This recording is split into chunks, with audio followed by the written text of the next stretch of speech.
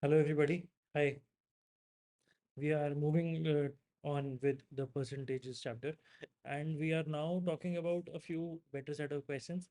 A little bit, we'll be continuing with a little bit of the equation-based concept that we've already talked about, and still we'll be moving forward to a new set of questions.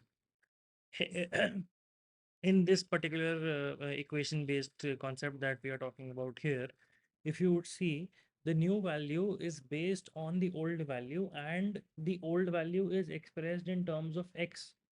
The old value is expressed in terms of x. And what is that x? I'll tell you how this works out. Let's assume that you had 10 chocolates with you. Okay, 10 chocolates. uh, 10, I'm just trying writing choco, 10 choco with you, 10 chocolates with you, and you reached school, and a friend of yours had his birthday or her birthday, and he or she gave you two more chocolates. And instead of coming and telling your mother directly that you have 12 chocolates with you, you instead tell her that, mom, I have 20% more chocolates than I had when I started off in the morning. So she, again, being a good mathematics student as well as a good, maybe a better mathematics teacher and a student than you, she just simply nods her head and says, okay, so you have 12 chocolates now. And you, out of amazement, say, oh, you know maths? So she says, it's an everyday thing. Okay. So always remember, street mathematics is much better than regular mathematics. And most of the concepts which are asked in these examination are from street mathematics only.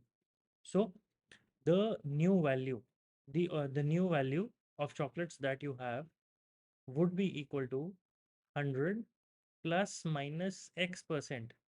The x percent is the same percentage that you were talking about when you told your mother that I have 20% more chocolates. So the value of x over here is 20. Okay, and multiplied by the old value, or the existing value. Okay, so I made myself clear. To reach the new value, you have to multiply the old value with another set, of equation, and the equation comes from the mathematical thing, the x that we're talking about, the variable x that we're talking about. So the variable x will have different values for different questions. This particular scenario which I was talking about you having chocolates, this is only 20%. You might get 100, 200, or whatever. So need not worry about it. Just try to remember the formula. And if you can't remember the formula as much and you're not a formula based person, then you can directly come to the conclusions. Because trust me, no matter how much theory you know, you would be assessed only on the basis of your practical knowledge, only on the basis of the answer that you have corrected, that you've put a tick mark on. If it is correct, you're going to get good marks. If it's not correct, you're going to get zero, as well as a negative, which will pull down your score and your rank. Moving on to the question right away. There is a number P and it is 15% more than 150. If another number K is 15% less than P, then what is the value of K? Okay, there are there's only, like, there are two numbers that we're talking about, P and K. Some operation needs to be done on P, some operation needs to be done on 150, and the final output is K, which we need to focus on. So just look at me, how I am taking this forward. The question says the number P is 15% more than 150. So you start off with 150. And as I have already told you, that in this particular slide, if you see, very with a lot of focus, if you see, I've written that the new value is based on the old value and a component of x is involved, which needs to be added or subtracted from 100, which would take us to the value. Firstly, I will give you the proper long form of where we are going.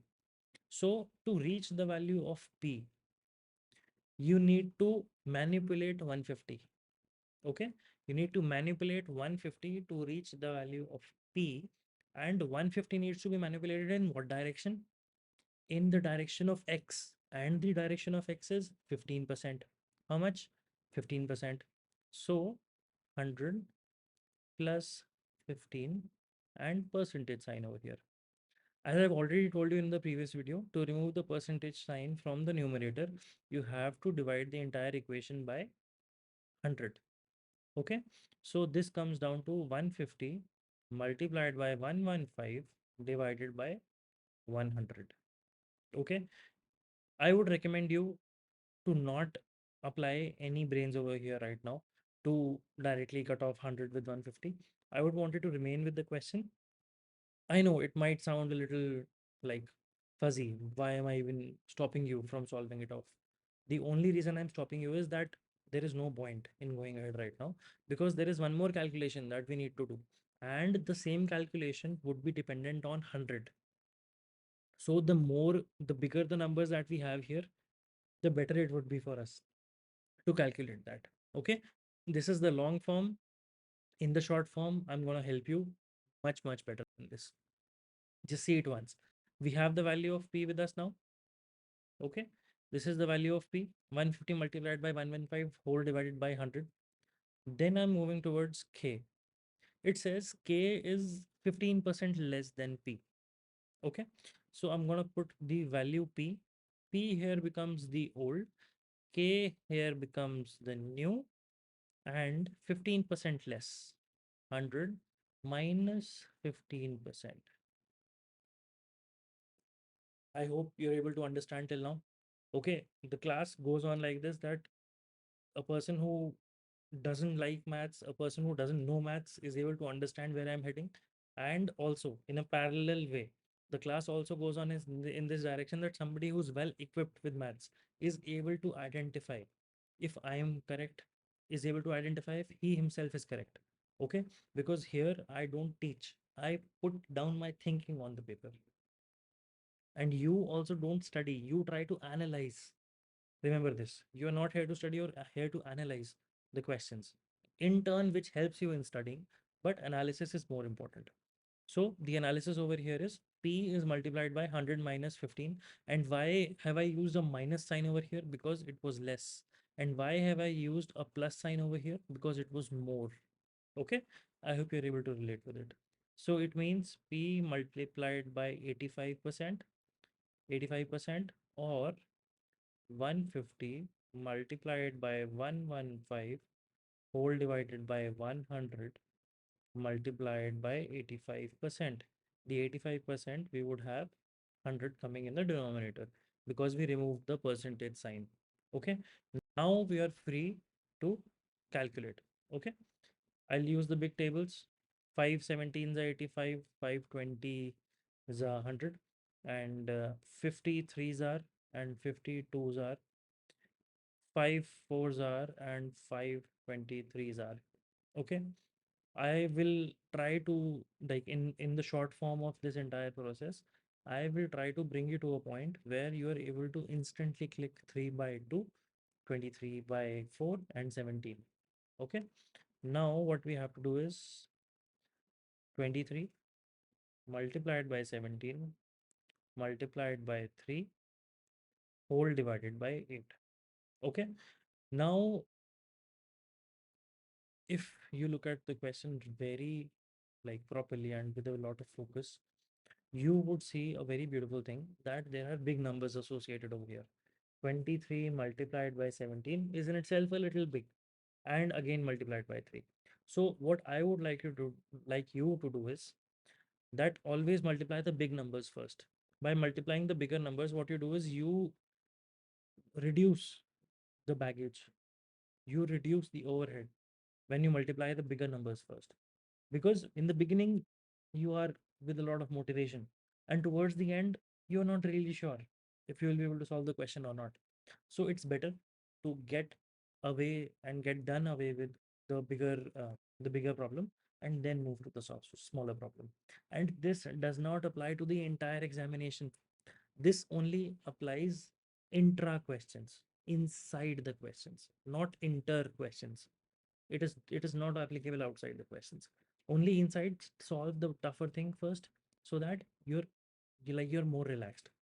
So 17 into 23, I'm gonna do it a little verbally. 17 threes are 51, 5 carried, 17 twos are 34, 391 multiplied by 3 whole divided by 8.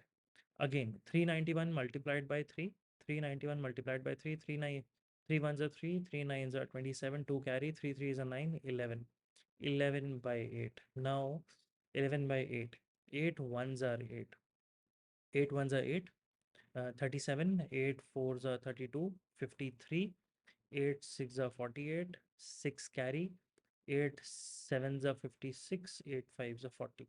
Okay, 146.75% is the final answer. There's no percentage sign, it is just a number.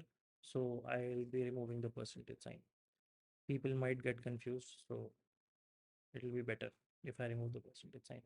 This is the final answer, and I hope all of you agree with me and all of you are with me in this.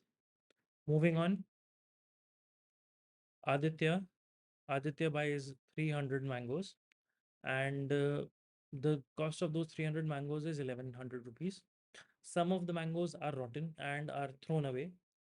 He sells the remaining mangoes at 5 rupees each and makes a profit of 150 rupees. Find the percentage of mangoes thrown away. Okay, I have missed a small concept. In this particular question, I told you that there is a shorter way of how I can make you reach this point. Okay, I'll write the fast forward and the rapid way in this in this manner. Okay, so I can make you reach this equation in a jiffy, this equation instantly. I'll tell you how. The number p is 15% more than 150. So I will directly write that 150 needs to be multiplied by something which is 15% more. And to also to remove the percentage sign, I would have 100 in the denominator. So it is 115 divided by 100. And I know very clearly, and you should also learn that 23 upon 20 is equal to 115 upon 100. Okay, 115 upon 100. 20 is the most is the most sorted and simple number, in which if I multiply 15%, I would get 3. So we're talking about 15% more. 23 is 15% more than 20. 23 is 15% more than 20, and this is the simplest form in which you can write it. 5. Okay. Also, something which is 15% less. So in 20, anything which is 15% less is 17. Okay. 3 less than 20. 3 less than 20 is 3 less than 20 is 17. Okay. So I can easily arrive at these calculations now. We have 40 here. We still have 4 by 3 over here. And we have 8 here. So we are directly sitting at the point 23 multiplied by 17 multiplied by 3 upon 8. Okay. I hope you can see what I am doing.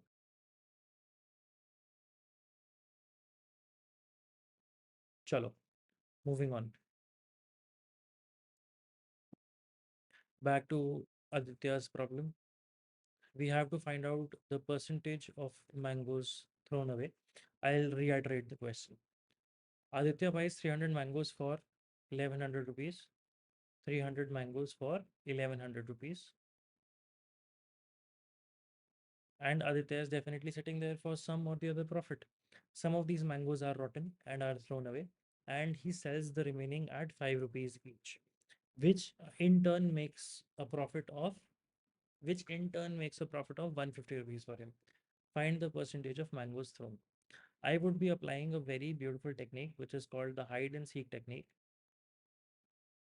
I would apply the hide and seek technique in which I will hide one of the results.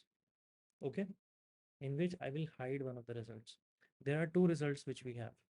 The first result being mangoes being ripe, and the second result being the mangoes being rotten. Okay, I am considering that ripe and good mangoes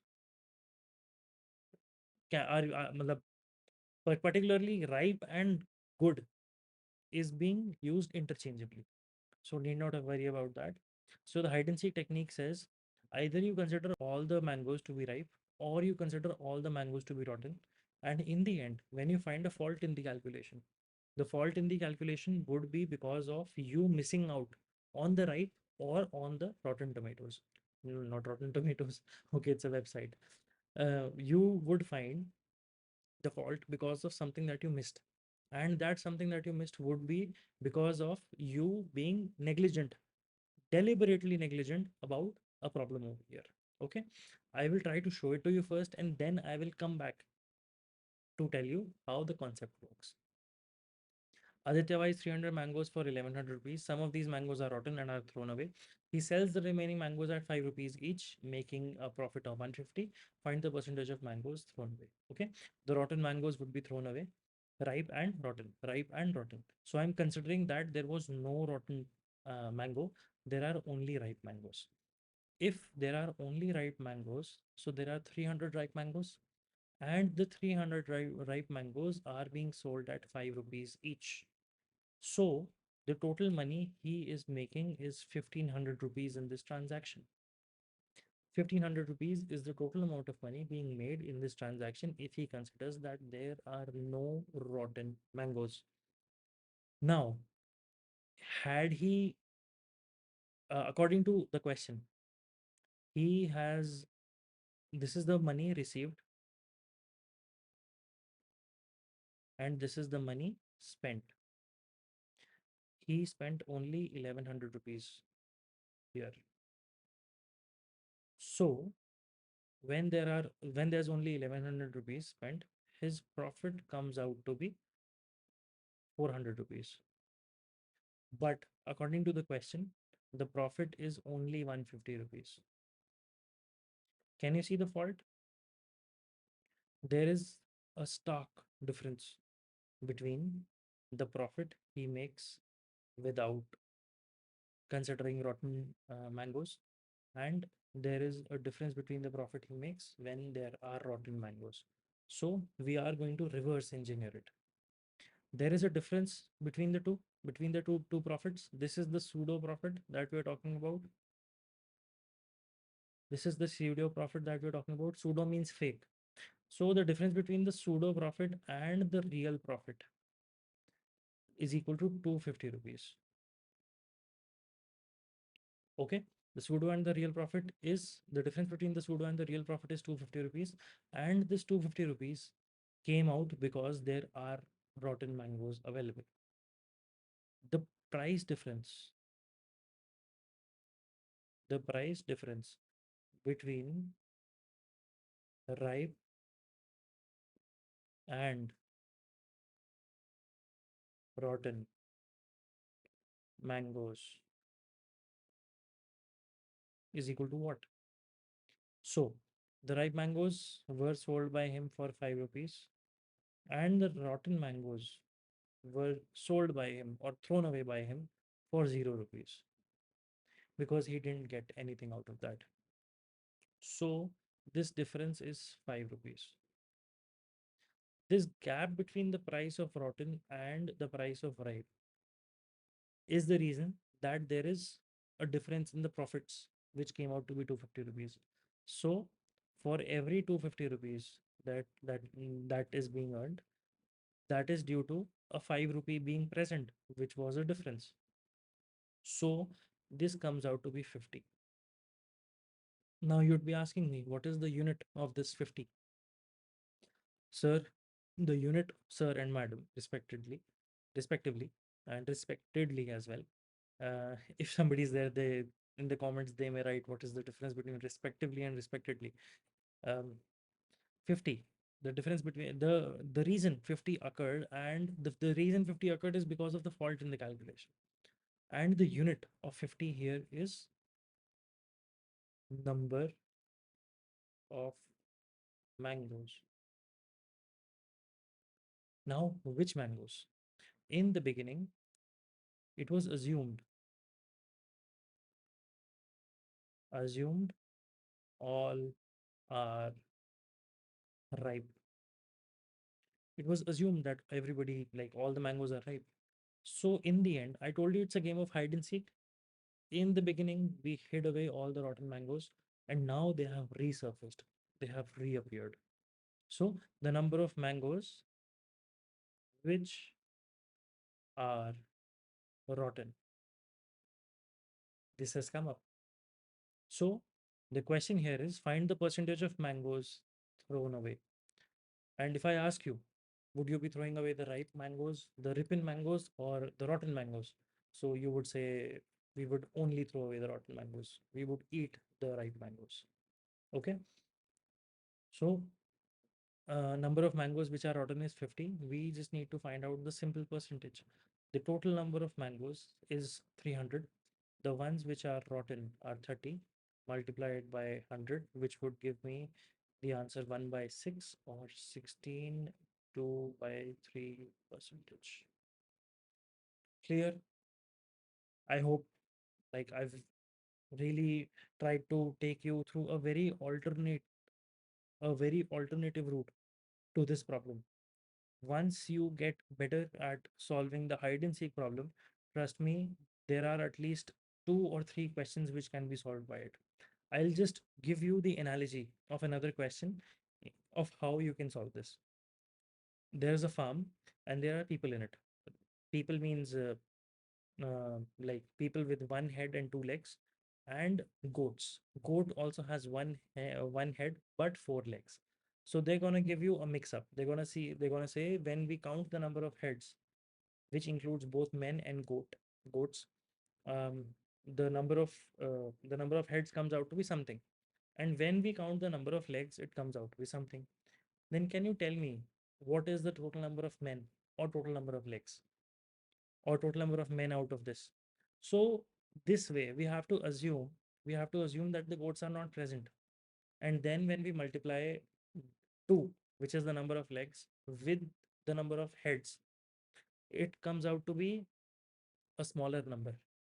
And the reason being because you'd never considered the goats were there. If I get a chance, I will definitely help you solve that question. So hide and seek question is something where you assume that the other case is not available, and when you find a fault, then you trace back your steps to the reality which you missed. Okay. So this probably ends our concept 1, and now we'll be moving to concept number 2. Thank you.